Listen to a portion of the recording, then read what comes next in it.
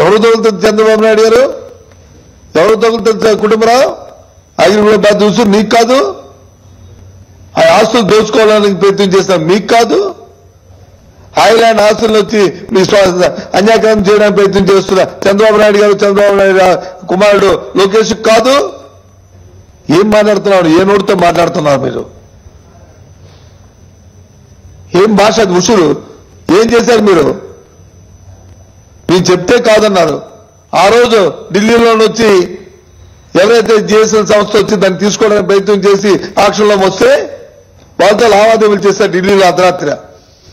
మేము దాన్ని డిమాండ్ చేస్తే 2 రోజులు ఆగి 3వ రోజున వచ్చి కాదు ప్రత్యేక హోదా గురించి మాట్లాడడానికి వచ్చారని చెప్పారు.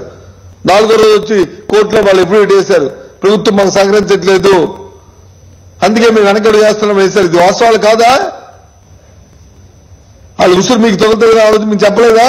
ఇప్పుడా వచ్చింది?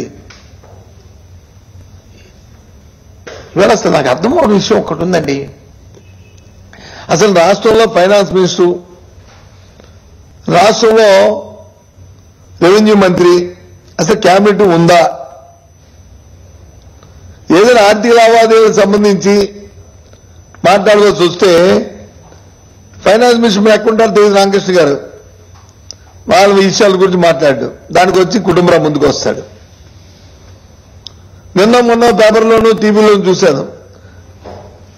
ఏది ఈ చుక్కల భూములని అంశం వస్తే, చుక్కల భూముల అంశం వస్తే, రెవెన్యూకి సంబంధించిన అంశం వస్తే ఆ మంత్రి మాట్లాడు, ఎవరో ఒక యాక్టర్ వచ్చి మాట్లాడతాడు.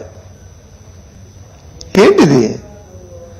మరి దాన్ని వచ్చి అమ్మో మీరు చర్య తీసుకోవటాన్ని ముఖ్యమంత్రి చెప్తారు. అంటే ఏమవుతుంది? ఈ చుక్కల భూములు కూడా పెద్ద స్కామ్, ఇది ఒక పెద్ద స్కామ్. ఈ చంద్రబాబు నాయుడు గారు వాడి సామాజిక వర్గానికి సంబంధించిన వ్యక్తులకి ఈ భూములు దారదత్తం చేయడానికి పండుతున్న కుట్రలో భాగం ఇది. పేదవాడికి సాయం చేయడానికి కాదు, లేదు అందులో ఇబ్బంది పడుతున్న వాడికి సాయం చేయడానికి కాదు, ఆ పేరున కొట్టేయడానికి దానికి అధికారులు ఒత్తాసు పలకాలి. మేము ఎప్పటి నుంచో డిమాండ్ చేస్తున్నాం. ఇలాంటి ఇలా అపరిష్కృతంగా ఉన్న సమస్యలు శాశ్వతమైన పరిష్కారం రావాలి. తద్వారా ఎవరైతే నిజమైన లబ్ధిదారులకు న్యాయం చేకూరాలి. ఆ పేరు మీద, ఆ ముసుగు మీద చంద్రబాబు నాయుడు గారు, చంద్రబాబు నాయుడు తాబేదారులు, చంద్రబాబు నాయుడు గారి తాలూకా సామాజిక వర్గం సంబంధించిన రియల్ ఎస్టేట్ దారులు, వీరికి కాదు న్యాయం జరగాల్సింది. ఏ రకంగా